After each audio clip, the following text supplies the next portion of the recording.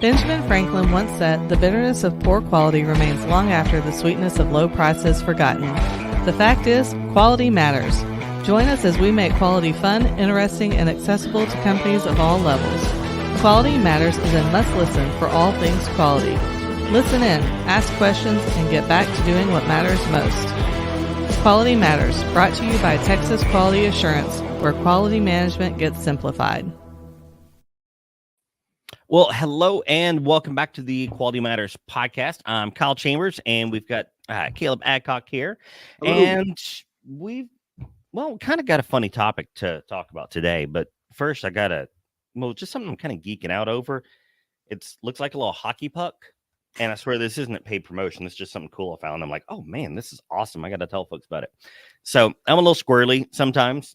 And, maybe I'll get like way deep into a project and 2 or 3 hours passes by. I missed a phone call. I missed a meeting. That type of stuff happens. Well, it's just a little digital timer. That's all it is. But it's magnetic. You turn it. And then there you go. Now I got 20 minutes to work on something before I got to go get on something else. And it sounds stupid, but we've all got those pain in the butt tasks that we have to do. And you just really dread doing it. It's going to be a lot of mental energy. Or at least that's the case for me. And I'll delay and delay and delay doing it. But if I'm like, Kyle, just work on it for 15 freaking minutes. That's it. Just give it 15 minutes. This little sucker's a lifesaver. Yeah, no. And I saw he's holding it up in the camera and I'm like, man, just the look of that thing is pretty cool. Like, yeah, you spin it and it's got a little digital timer. And I mean, I think I bought it online for like $10. That's it. It's stupid. It's the silliest things that make you smile sometimes. Yeah. But like, this little sucker's a lifesaver. So, well, I mean, and that goes to the importance of design. Just seeing that thing and seeing you twist that, and the numbers go up, and you just push the thing, and I'm like, wow, that's cool. Like, then you get to thinking about it, and you're like, well, I mean, yeah. So. But actually, that's actually kind of a small point because they've got the old school ones, where you turn the knob, but like. I mean, it sounds silly, but it's little stuff like this. Oh, I get to turn the dial and I can see the numbers changing. Yep. And it's so simple. Yeah. Coffee addict like me, they like little goofy things like that. Well, hey, there's a video here we're going to show Caleb. Well, I'm trying to get this pulled up because apparently I clicked the wrong button a minute ago. Uh-oh. So while I'm getting this pulled up, maybe you can introduce the topic real quick. So we are going to be touching on, kind of what we just talked about, the importance of design, who you're designing for, being not ambiguous, I guess you could say. So yeah, there's the video, and we're essentially going to talk about thinking about who all you're designing for and all the possibilities. Me as a software developer, I've constantly got to be thinking who my users are and what their mindsets are, and a lot of that comes from having people just try your software and observing and that kind of thing. And it's crazy what you can learn just from having people use your product and observing them using your product. And it's imperative. You cannot design without understanding the mindset of your users and all of their different intelligence levels. I don't mean to say that, but people, age levels, intelligence, I guess I shared it a little bit too soon, but here, I'll pull it off here real quick. Okay. So any of y'all listening on Audible, iTunes, Spotify, whatever, we do have a whole video series up on YouTube. So this is worth going on YouTube to check out. All right. Sorry. Go ahead, Caleb. Keep going.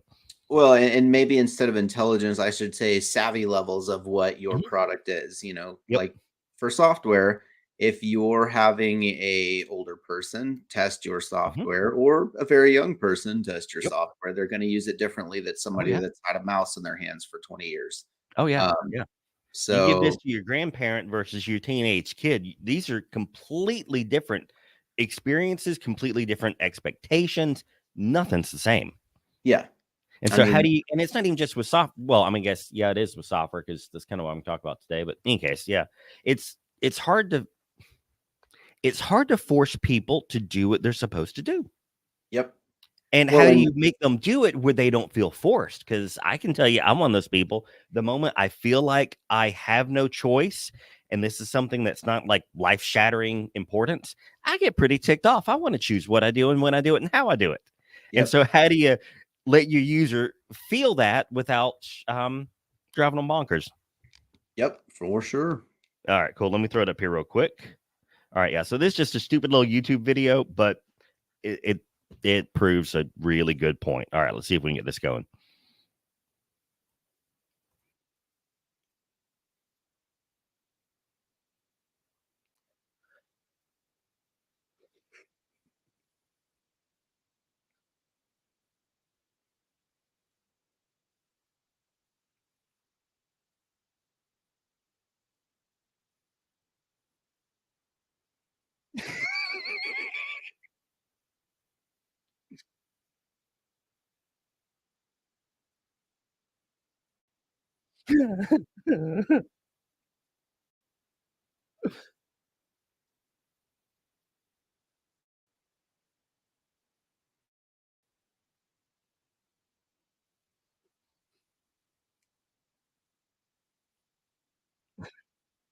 Oh man.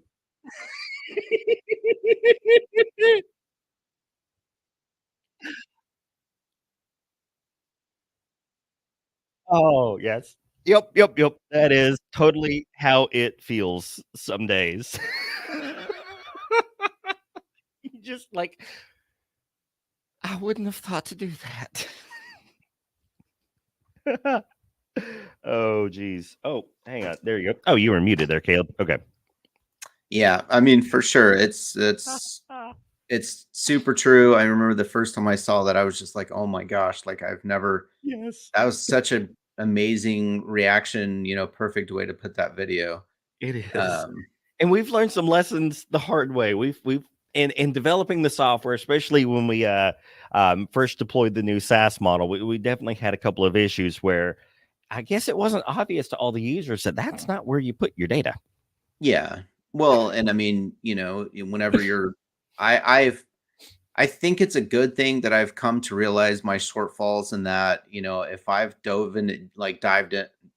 dived into something, We're and Texans. We don't have to have proper grammar. yeah, We dived, it did. yeah, if I'm completely enthralled in it and I live it and breathe it every day, like I've got to step back, and Yeah. whenever I'm explaining things, and just assume that people don't even Mhm. have the basics. Yep. I remember I So did an AutoCAD training for some guys at my previous company. I was an architecture major, and my dad was a, CAD designer growing up. So, like, I mean, I was playing with AutoCAD in like third grade, right? Of course, I say AutoCAD. This was like Autodesk, on DOS. But yeah, so I was doing AutoCAD training for them, and I remember one of the guys who had never used it before, and I'm just going up straight to the menu, and it's like, "Why'd you click there?" I was like, "I didn't even yep, think about, well, that's the menu. Of course I'm yeah, gonna click there." It's like yep, little stuff like that you don't even think about. yep. And sometimes based on the questions, you can gauge, and this deals with training, and it deals with users, and then pretty much everything. That's why dumb questions are good, because it Mhm, lets the presenter, whoever, know where your head's at, or mhm, what your savviness is. And mhm.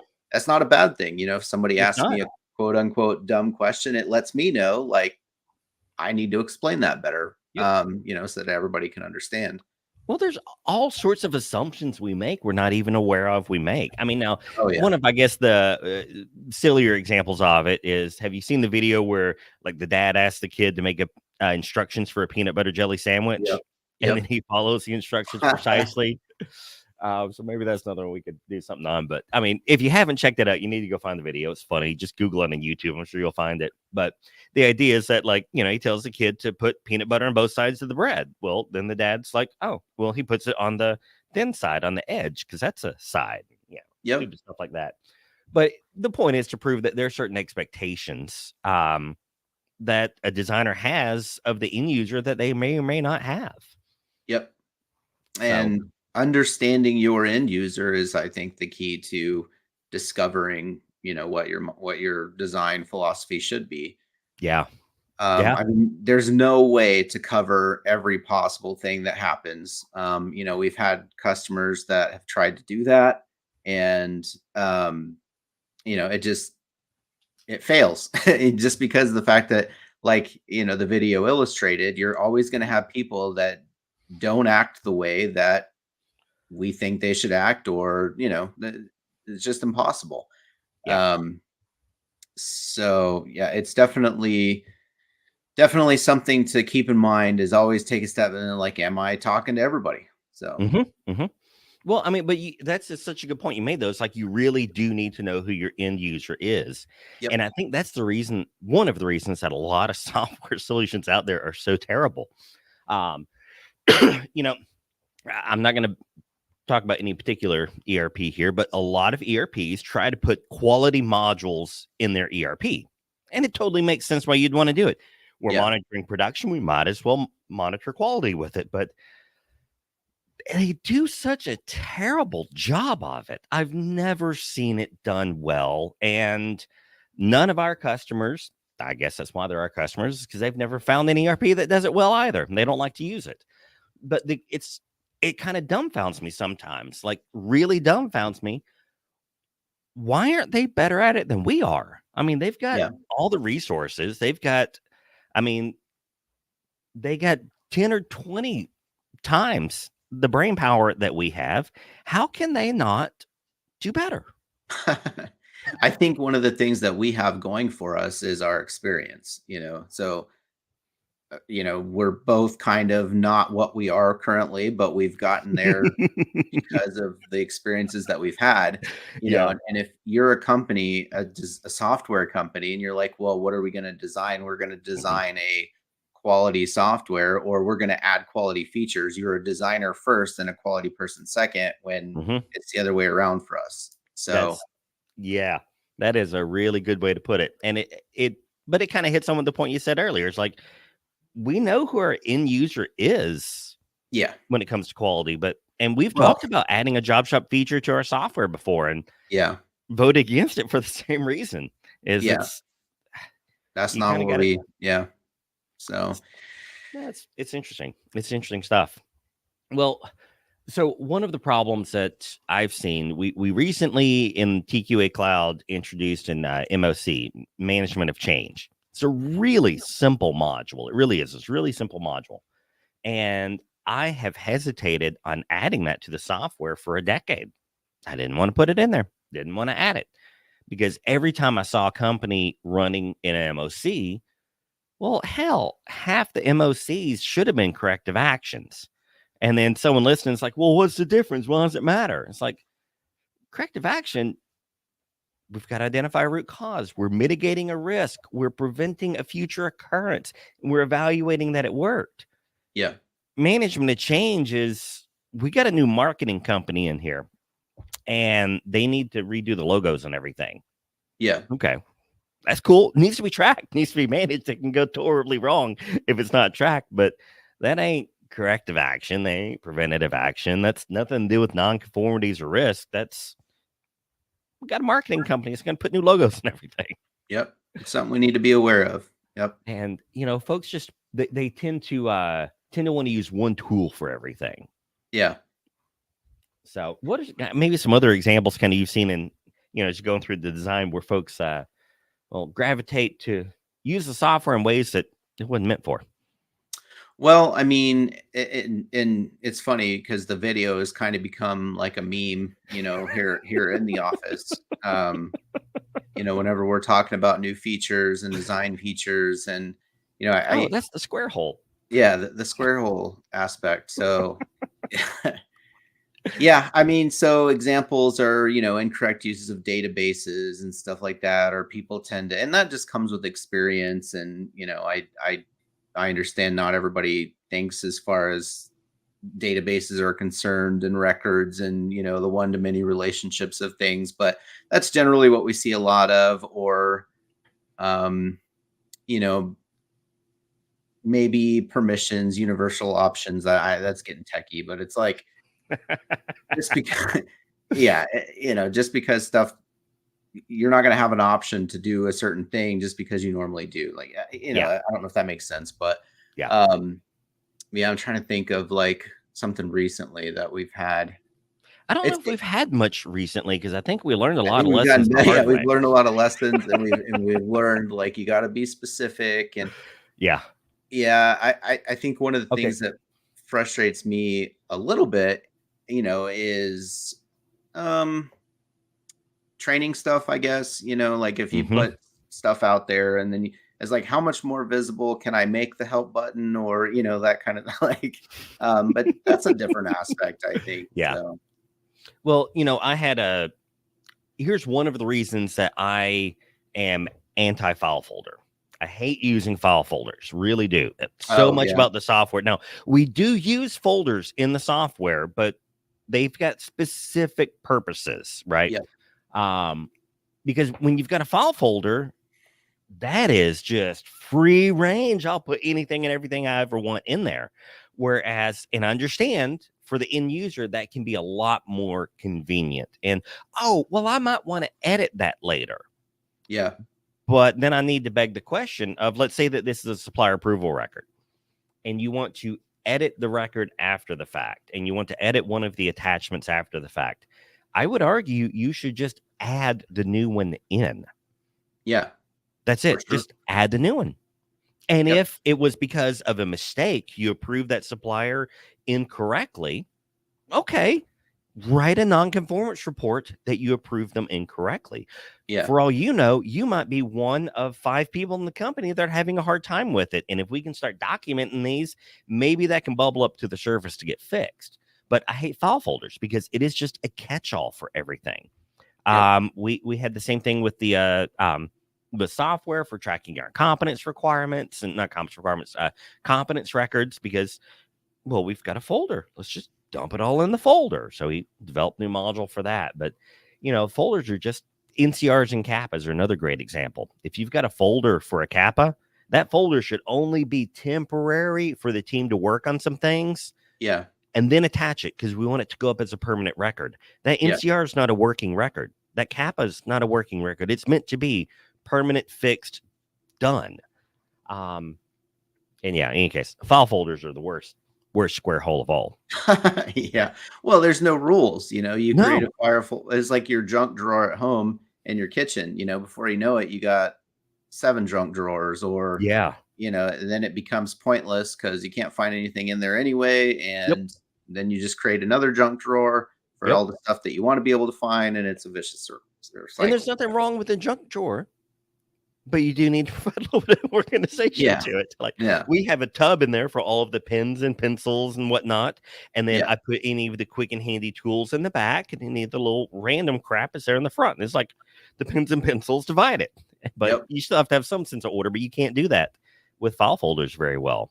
Nope. When I was a sysadmin, I tried to put rules in place that, like, you couldn't put a file of this file type in the folder, and try to do different stuff like that, which, to a computer geek, I mean, that solves the problem. But now the end user, they don't realize that's the case. They call, and the question they ask is, Kyle, is something wrong with the server today? Yeah. Like, why do you think there's something wrong with the server today? Well, I tried to put a PowerPoint in the folder, or I tried to put a file in the folder, it wouldn't work. Well, what kind of file was it? Oh, a PowerPoint. Yeah, you ain't supposed to put PowerPoints in there. You get those type of things, because folks they just don't know. And it's not to be mean to them. It's the system itself just isn't designed sometimes to be intuitive. And that's really the toughest part of design, is making it intuitive so folks know where to go and what to do. Yeah. Well, and like we talked about before, is like understanding who those folks are. Yeah. Yeah. Well, I mean, that's a good point too, because, like, you look at, I mean, it's such a stupid, exaggerated example, but you look at kids apps. Kids apps don't have menus. No. Kids apps don't have a sensical navigational structure. But that little 3-year-old can tap, tap, tap, click, click, click, click, click, and go to wherever the heck they want faster than I could. Yeah. And I watched some of the cartoons, and I've seen the games and stuff that kids play, like the Roblox and all that stuff, and it's like, how does a person even get in that mindset to even develop for that, you know, because it's adults that are creating these cartoons and these you know, I don't know if they just have a room full of kids. What is that movie, Big or whatever, where he Yeah. becomes a toy designer? I was like, that's a perfect designer right there, you know. So Yeah. maybe that's just the mindset. I don't know. Maybe that's why About that one we're yet. so good, is because we are the customer, you know. Yeah. Like that's So I totally agree with you there. Like that really is. I mean, I've had folks ask me before, like, what is it that makes y'all's different? Why is y'all's any better? I'm like, everything we've built has been built by quality managers for quality managers. yeah, and the lessons of quality managers and inspectors and so Yeah. When I I think was oh, go at ahead. my old job, our ERP didn't do a lot of features that we needed it to do. And so we started to look into hiring a company to build some add-ons to it. And Yeah. we started talking to them, and I talked to a few of them, and I finally just went to my boss and I was like, these are nothing but a bunch of geeks. And I'm a geek. I used to work for Geek Squad. I have the badge. I get to talk about it about geeks, right? And I was like, they're just nothing but a bunch of geeks. All they care about is the database structure and all the technicals. I'm like, what they're going to build us is going to be god awful, horrible that no one's going to want to use. I'm like, Yeah. I can't build you something as snazzy as what they have, but people will use it and it'll work. Yeah. And so I built an add-on to your ERP for different functions. Yep. And but yeah, it's just, I don't know. There's too many geeks out there that don't get to know the user. Yeah, that's as simple as it is, I guess. Well, and so it's a lot of work, you know, especially if your user is different from yourself. You know, it's Yeah. like forcing a conversation with somebody, or, you know, Right. getting into that mindset. It's like, it's not easy. No. And you have to kind of step outside of yourself to even make observations that you wouldn't normally make. Well, I mean, you worked hand in hand with all of this out in the field. Yeah. For years. And me, I started out as the IT guy, and I got tossed straight into safety. And I think I've talked about this on the podcast a few times before, and probably will again. But like, my saving grace was that I had to go replace a switch in one of the shops and I always did that type of work on the weekend. I didn't want to risk replacing network equipment Monday through Friday. That's scary. And so I went out there to replace it. And it took a little while. Had to rewire a few things, patch a few things down. And it was lunchtime by the time everything came around. And they'd set up cardboard. So, like, we worked on gas turbines. And so there are these big rings, big rings. And so they'd lay out cardboard on the rings, and it was like a buffet. And here's this geeky white guy going, eating whatever they got. And I mean, these guys, their wives could cook. It was awesome. And it was food from all over the world. I mean, from Guatemala, Ecuador, multiple parts of Mexico. Had no idea food within Mexico varied so much. Yeah. But I just got the chance to get out there and be with them. Yep. And I just got to know how they worked and how they operated and how they did things. And I'd already been a little bit exposed because, again, we had our ERP and we wanted to do job costing. And so I'd already done a lot of work with job costing with them before that. And, you know, when I got stuck in safety, the first thing I did is my own little mini dirty jobs. And I went and worked as a welder helper for a day in the inspection bay for a day in the blast booth. No, that's, I'm sure you got invaluable input from that. Have you ever seen any of these software development groups want to go out in the shop and put on a hard hat and duct tape face shield?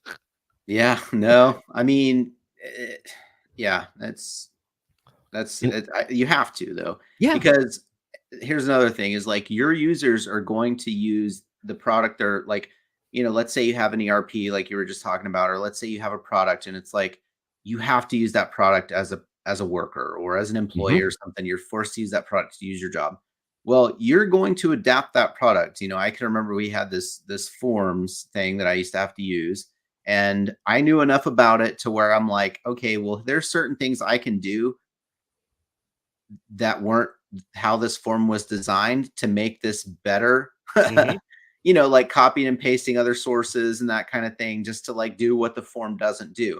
Yeah. So whenever you go and you recognize how your users are manipulating your stuff, and then you accommodate that, that's whenever you've got a really good product. And I mean, that also boils down to, you know, I guess some people's definition of a good manager is you're not trying to control a person. You're trying to help them do what they know how to do. Yep. Well, Make their lives easier. So, decisions take a lot of mental energy, and we don't realize how many decisions we have to make on a daily basis. yep. But and everyone has a certain threshold for what they call decision fatigue. Yeah.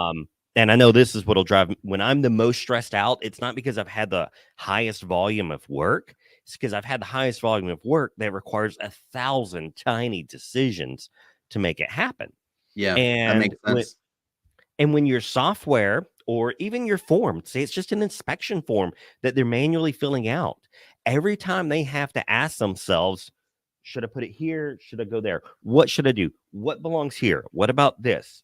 Every Yeah. little teeny tiny question, it adds up. Yeah. Some people have a high tolerance for decision fatigue. Some don't have much at all. Yeah. No, and we've had customers that, they will tell me about their experiences, and then I have to think to myself, like, is this a common thing? Is this Mhm, something that like is mhm. widespread, or is this just a person, that it just doesn't we're not meshing well, And then Yeah. like you as a designer have your own style and have your own Mhm. mindset, and you're not going to resonate to everybody, Yep. but you do try and understand or train or change in Mhm. order to accommodate for the most, And amount of we people. make a lot of modifications Oh off yeah. of customer feedback. Now, Yep. in the early days, we used to make, maybe we were too quick to make some Yeah. modifications. You learn your lessons. But yeah, so when we talk to, I guess, maybe we got some of our customers listening here and some others that aren't, but we've got regular updates that roll out, and we really do. But these updates aren't necessarily wide sweeping changes. It might be, we're going to realign some of these fields a little bit differently. We're going to change the help text on it. We're going to Oh add you yeah. maybe one Labels. additional field or Yeah, naming values and stuff like yeah. that, like what you call that's one thing that being a software designer has taught me is like language and how you describe something and how you like it's extremely important. And Okay. I remember when we first started working together, I was using ambiguous language and you used to say, well, what is that? Or who, be specific. And I remember thinking to myself, like, man, like but you get used to talking like that, and you get used to and I'm a believer now, like, Yeah, it um, matters. I yeah. will say I forget to turn that off when I go home a lot of Oh, days. yeah. Yep. You can't live that way at home, Yeah, you but you can't have talk to like at an work. engineer at home, yeah. Oh, it causes me a Unless you're lot married to an engineer, I guess. of oh gosh, what was it? Oh yeah. So I don't think anyone listening would believe that I don't know, how many hours do you think we have probably spent talking about training classification, training requirement? What should we Yep. how should we rename this one this one list, this one field? Yeah, I still don't know if it's solved yet, so, like, I don't either. I mean, honestly, we may have could together talked for 2 or 3 hours about this thing Yeah. and individually ruminated over it for days. Yep. I mean, well, and, might be going down a rabbit trail here, but, one of the things that we're doing right now with the software is an app design. I don't know if I Mhm. just spilled beans there, but, um, Yeah, let them know what's coming. This is so gonna be cool. This is the biggest thing since we moved to a SaaS model. yeah. Seriously, absolute biggest thing since moving to a SaaS model. I'm super excited. I want everyone in the world to be waiting on it. So, well, yeah, and it's definitely gonna be super cool, and one of the things that we're dealing with now is, like, picking icons, Yeah. and it makes you stop and think, like, "Wow, this has become the universal language." People need to be able to see a picture and know what that picture means. Yeah. And it's funny because I saw a meme, I don't know, a while back, and it showed like hieroglyphics, right? And people Mhm. look at those and like that doesn't make sense at all. Well, you look at text messages nowadays, and it's Oh, yeah. essentially hieroglyphics. Like, Yeah. Yeah. so that's part of the language that you're speaking to your customers. Yep. Yep. Yep. Well, okay. So again, talk about rabbit trails. Again, I said I'm a little squirrely. I need little things like this. So, weird stuff like you talk about language. I mean, yeah, we're talking, English right now, but say you move over to Hebrew. And Hebrew, each letter has a numeric value. So the meaning of a word can have extra significance based on the numeric value. of the word. And so sometimes those are placed in there. So, in any case, I'm trying to go through and do a lot of study and trying to, in any case, whole other rabbit trail.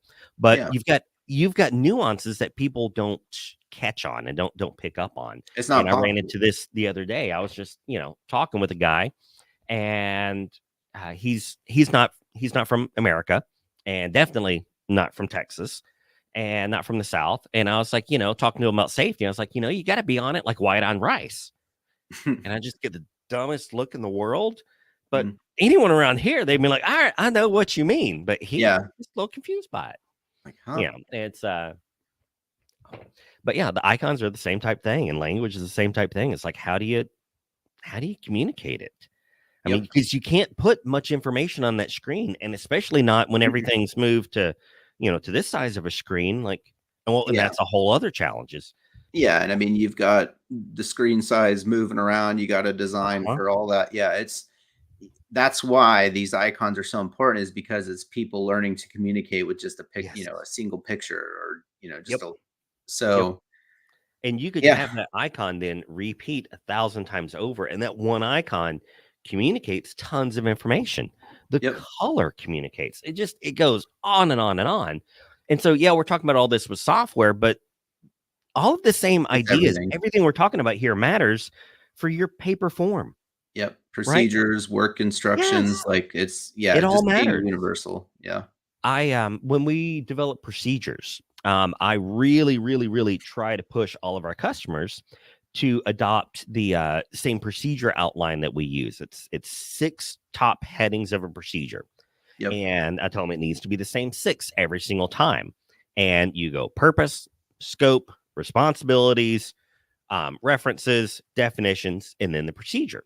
And part of the reason I like to lay it out that way is when you look at it, on the paper, well, where our eyes naturally tend to gravitate is somewhere around about a quarter of the way up the page. Well, that's going to be where the purpose statement is. The next place your eyes naturally jump is to below the bottom half. That's where the procedure starts. And so, my procedure starts here. That's actually in a very important spot visually. My purpose statement is here. That is a very important spot visually. And it's just goofy things like that. Another thing that does is, if you're in the middle of a toxic meltdown and your plant's, in the middle, like, and you need the procedure, or maybe a reference, or which is this, and you have to, immediately where to look to find the references of that, or the scope of that, or you don't have to go hunting through everything. And it's just way more efficient also. And then I like to use the same template for work instructions. That work instructions only got three headings on it. But what that does is the moment you look at the document, I immediately know what type document this is. I don't even have to question. And you know what to expect from the document. Yeah, exactly. And so, and little stuff too, like when we do our, so maybe this could be a whole other fun episode, but talk about procedure numbers. I will admit I have changed my mind on this. I used to be of the mindset that procedures should all be strictly arbitrarily numbered. I will say that is totally true for forms, probably true for most of your work instructions. Procedures, though, we've recently started doing it to where we number them according to the clause of the standard that they most closely align to.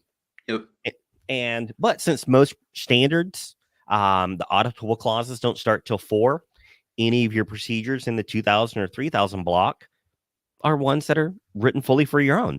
And that makes it really easy when you're going into an audit and the auditor is trying to go down a rabbit trail that you have a procedure for, but you can tell them, oh, that's a 3000 series procedure. It's out of scope for you. And he's like, oh, okay. But I mean, to be honest, all of this came with experience. I wish there was some way to magically know what language to speak and exactly what to say. And, that would have saved us a lot of time and money. But but I guess that's why we're a value to folks and we have a job. Because of all the mistakes we made. But in any case, it's just kind of some fun things we've learned about design over the years. And I mean, gosh, we could go on and on for hours on it. You got any other kind of fun little topics or issues you run into before we wrap up? Oh no, I think I'm good. Well, that is going to be all we've got for today. So I definitely would encourage all of you to be on the lookout for when the app comes out. But I do hope that this is kind of helpful. And if you struggle with design and how do I make this work and how do we make it user friendly, yeah, it's tough. Yeah, It's tough sometimes. There's no But magic word or magic lesson. It's just, I mean, if I were to give anybody advice, learn who your users are. we will finish it with that. Y'all have a good day, everyone.